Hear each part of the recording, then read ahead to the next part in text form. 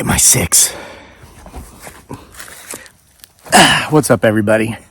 Welcome back to the most awesome homesteading channel on the planet that has nothing to do with homesteading off the grid. It's 90 degrees right now, even though it's evening and the sun's kind of going down a little bit. So bear with me if I have to take breathing breaks. The key to this heat is drink lots of water, lots of fluids, and stay inside the house between 11 a.m. and November. No, I'm outside a lot. The key actually is, if you're an outside type person, after about 2 weeks, you kind of adjust to it. The family and I yesterday went hiking, floating down a river on inner tubes, and then swimming for 2 or 3 hours, and it was like 95. But we're outdoorsy type people. That's one of the benefits, FYI, to not pursuing comfort to the degree to where you become soft and weak. There's a lot of folks who don't go outside once the temperature is either above or below that 68 to 72 degrees that they keep the thermostat set on inside the house. And that's unfortunate because you miss out on so much life. There's so much beauty out here, and it just takes you a couple of weeks to adjust and to adapt. But do it safely, especially if you're not used to it. So I've got some stories for you this evening. I want to thank one of our viewers, fellow Southerner from down in South Carolina, Ethan Hodge, 19-year-old young man who I'm happy to have as a viewer because I don't think I have a lot of Gen Zers. It's mostly folks my age and older. But he's submitted a few stories that are paranormal related, supernatural related, and we're into that thing here. A lot of the viewers, a lot of you are too. So let me just jump right into it because it's a little lengthy. He didn't title it, so I've ended up titling these The Tale of the Gray Man and Grandma's Perfume. Again, submitted by Ethan Hodge. Ethan writes, "Dear Kevin," and FYI, Ethan, this will go into True Hauntings Volume 5. Real experiences with the paranormal, supernatural, cryptids, aliens, UFOs. Folks, we have an email address in the description box below. If you have an experience that you would like to share with the channel or have included in the upcoming True Hauntings volume, you can email it to us at that email address. It's crazylake@mail.com, and just make sure to give us permission to use your story, and we'll share it with folks, and we'll keep you anonymous. Ethan doesn't mind us sharing his name, but if you don't want folks to know who you are, just say, hey, can you please keep this anonymous, and we'll do it. Dear Kevin, warning, I tell stories like you do. Okay, so we know we've got some creepy ones coming. Hello, Kevin. My name is Ethan Hodge. I am 19 and love your videos. Yes, that makes me a Gen Z. And feel free to use my name in your stories and to use in your text True Hauntings volumes or whatever, and in one of your late evening story times filming. Well, Ethan, we're doing it all right here. Anyway, I live in the little, but not so little anymore due to all the northerners coming down here, town of Enor, South Carolina, or Aner, that's how you pronounce it. He points out that he puts how to pronounce it when sending emails or texts to people that might not be familiar with the area who have never heard of it, because many just fly through it on their way to the beach. It's in Ouray County, about 20-ish miles inland from Myrtle Beach. But my story is well known by many of the older locals that were born and raised here. I too was born here like my aunts, uncles, and grandparents. The story is about a figure known as the Gray Man. The Gray Man is a ghost that walks the beaches of Pawleys Island, a little island off the coast of Georgetown County. That's a county south of me, but he is a ghost that you would want to see if you lived here before a particular major event. What is that event, you ask? A hurricane. It all started as a soldier during the Civil War who was riding his horse to his soon-to-be fiance's plantation in Pawleys Island. He would meet his demise in a marsh as his horse stopped and threw him off, breaking his neck and killing him immediately. His bride mourned for days, and then one night she had a dream of a man, and in the dream he told her, "Leave the island, the wind is coming," over and over. She woke up the next morning and she and her family left. The next day, a hurricane struck and destroyed much of the island and the plantations. But when the girl and her family returned, their plantation was unscathed, no damage. No downed trees, anything that belonged to them was not damaged during the hurricane. That's not all. During the year 1899, there was a farmer that was leading his goats off of an island where he passed a man that was walking who was wearing a gray suit or uniform. The farmer got to the man in the middle of the road, and the man told the farmer to leave the island immediately and that a storm was coming. Sure enough, 4 days later, the great Halloween hurricane of 1899 struck and destroyed most of the island except for the farmer's land and home.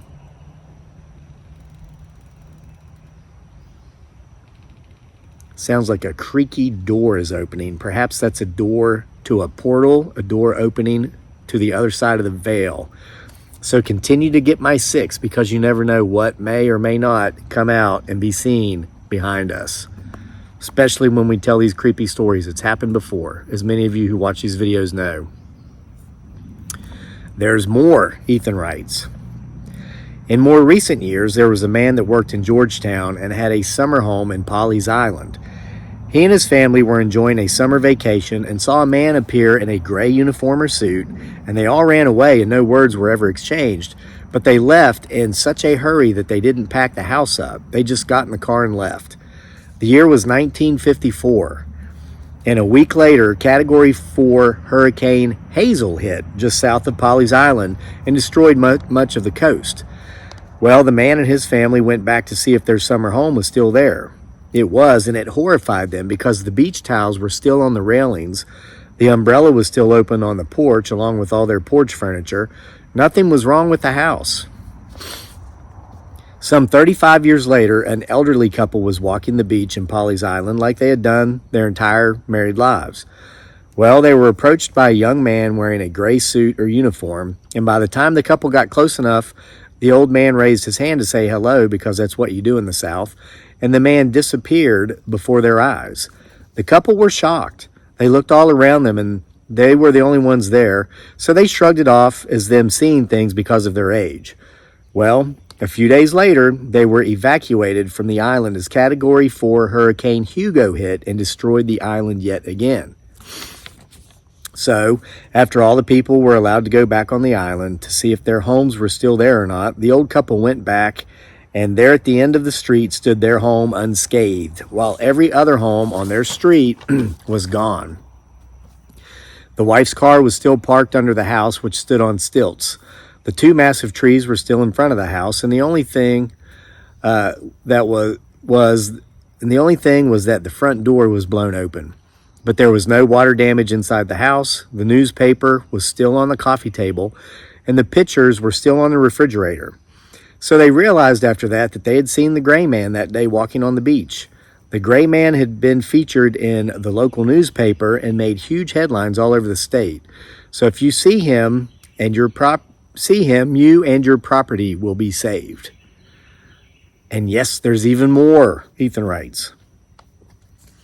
Most recently, the gray man was seen walking the beach on video in 2016. I was in the 6th grade, Ethan says, just before Category 2 Hurricane Matthew hit, and again walking the end of a pier in 2018 when Ethan was in 8th grade, just before Hurricane Florence hit.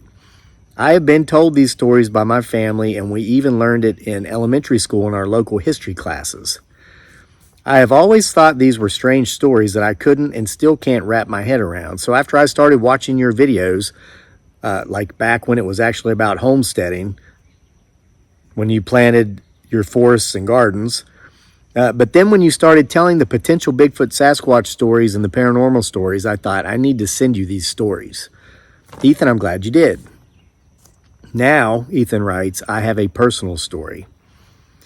As a child, after the time I was about 8 or 9 years old, and me being the oldest, I was asked to stay with my father's grandmother, who only lived 50 yards away from me during the summer, while my aunts and uncles were at work. Now, we knew all of them all our lives, holidays, birthdays, Sunday lunches. So I said sure, like I had a say or so, or something in the matter. Anyway, I would do this till I was around 12 or 13. Can't remember exactly, even though I should. Anyway, I digress. That's okay, Ethan. I do that all the time too. She would pass away in the winter of 2016, the day after my sister's birthday. But while she was spending her last days in the hospital, I spent 2 days and 3 nights with her, taking shifts with my aunts and uncles and cousins, but I always ended up staying most of the whole time. She went into an erratic heartbeat and slept the whole time. It wasn't a coma per se, but she would only wake up one more time, and she looked at me as the last person she saw before she died. So it was very hard on me because over the summers we grew a very strong bond. But as time went on, my parents divorced and Mama bought a new house, so I had 2 homes, but that's not the strange part. But I too love being outside. Yes, a 19-year-old Gen Z just said that. Good for you, Ethan. Anyway, I love to work in the flowers, shrubs, trees, and other plants. I've grown many flowers in pots, and we grow a garden most every year, which was between my house, my dad's, and my grandma's, his mama, the one who passed. She was also a flower lover and worked for decades in her yard, but the years after her death, strange things happened to the yard. She had many azaleas and some camellias and millions of daylilies and several crepe myrtle trees. All of these things are older than me and my 2 sisters combined. Well, the spring, summer, and fall after her death, none of these trees, shrubs, or flowers bloomed. It was strange and the whole family noticed, but everyone else chalked it up to the facts of maybe it was bugs or just that some things don't bloom every year, but I knew that this was not so. Everything knew that their caretaker was no longer here to take care of them like all the years before. During the same year, there were flowers that nobody had ever seen and had never been planted in her yard that came up in the most random places and bloomed. It was the strangest thing, but the spooky thing to me is I have been outside of my dad's house and inside the house, at my mama's house, inside or out, and I have smelled my father's mother's perfume. My grandmother passed away some 8 years ago now. It will be so random. I never expect it, and it only lasts about 5 seconds each time. And every time it sends me back to times when she was alive, and times were simple for me as a child, those Sunday lunches, holidays, and birthdays. Good times those were. The end. Thank you, Kevin. P.S. You will not get these 4 hours of your life back that it took you to read these 2 long stories of mine. Tell Ethan reads the comment section on his channel too. Well, the first story was local knowledge, but it's quickly fading away, and the second is personal. But feel free, like I said before, to use these stories in my name in your videos, books, and other tales that you tell. I love your videos and advice. Thank you, Ethan Hodge. Ethan, thank you so much for submitting these stories. And you know what, folks? Ethan brings up a very important point there in the ending of his email. He mentioned about how the gray man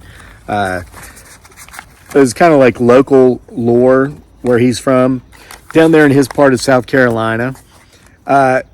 And of how the stories are kind of being forgotten. All of us, no matter where we're from, no matter where we live, if like myself, we've moved on to adopt other hometowns, live in places that we didn't really grow up in, there are stories, urban legends, local lore that go back centuries, some of them decades, generations at least, that are starting to be forgotten because people just aren't talking about them. So I have a challenge to everybody watching this video. I challenge you to do just what Ethan did. There's still plenty of time left to get a story submitted and printed in True Hauntings Volume 5.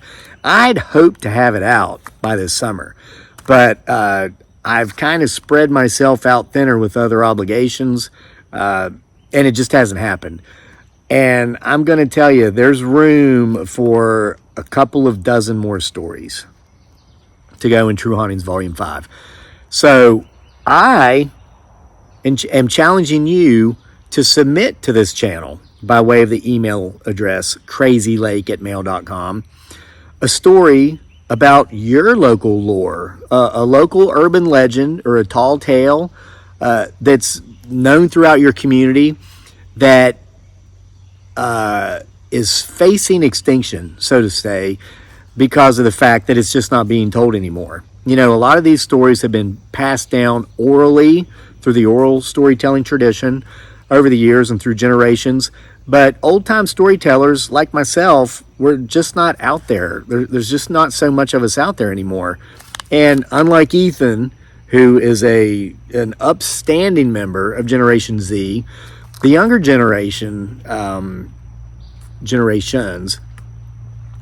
have come to possess very short attention spans. And so they're just not willing to sit and listen to a tall tale like Gen X, the baby boomers, World War II generation, the Depression era generation folks were. It's entertain me now. You see, you got Snapchat, the reels, the shorts. It's like entertain me in 10 seconds or less or I'm gone. We need these stories, the ones like Ethan submitted. He took the time to type out, it's 1,600 words long, both stories combined. So the story about Gray Man was probably 1,000 words long. Folks, we need to take the time to tell these stories so they're not lost to history, so they're not forgotten. So that's your challenge.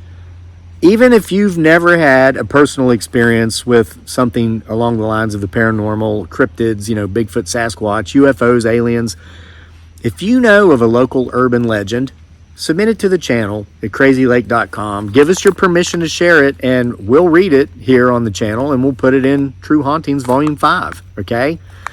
So that's it for this evening. Again, Ethan, thank you for submitting your story. Again, folks, in this heat, they're calling it a heat wave. It's crazy. For like 40-some years, they always just called it summer, but now they're calling it a heat wave. It's crazy. When I was a kid, I remember June, July, August, September, it was hot. It was in the 90s. But now they're saying it's different somehow. Oh, well, what do I know? Just an old fogey who sits around in the forest behind my home, which may or may not be haunted and which may or may not have a whole daggone tribe of Bigfoot Sasquatches living in it. Just some old weirdo. So thanks for your time. Ethan, again, thanks for your story. Thanks for watching. Thanks for all your support. Thanks for those of you who support us over on Facebook, on our Facebook page, Sick Twisted Humor. Another record month over there as far as reach, views, interactions, and all that stuff goes. And thanks for being here for the long haul. Many of you have been here. This channel's like 8 years old now, I think. Yeah, it is. Went viral in 2018 for the first time, and that allowed us to get back into social media content creation full time. It's only because of your support that we're here and that we're living the amazing lifestyle we're living. Appreciate all of you. Don't take any of you for granted. See you for more next time from the most amazing homesteading channel on the planet that has nothing to do with homesteading. Homesteading off the grid. It's too hot for me to get up and walk away, so I'm going to pick up the tripod and let the camera walk away.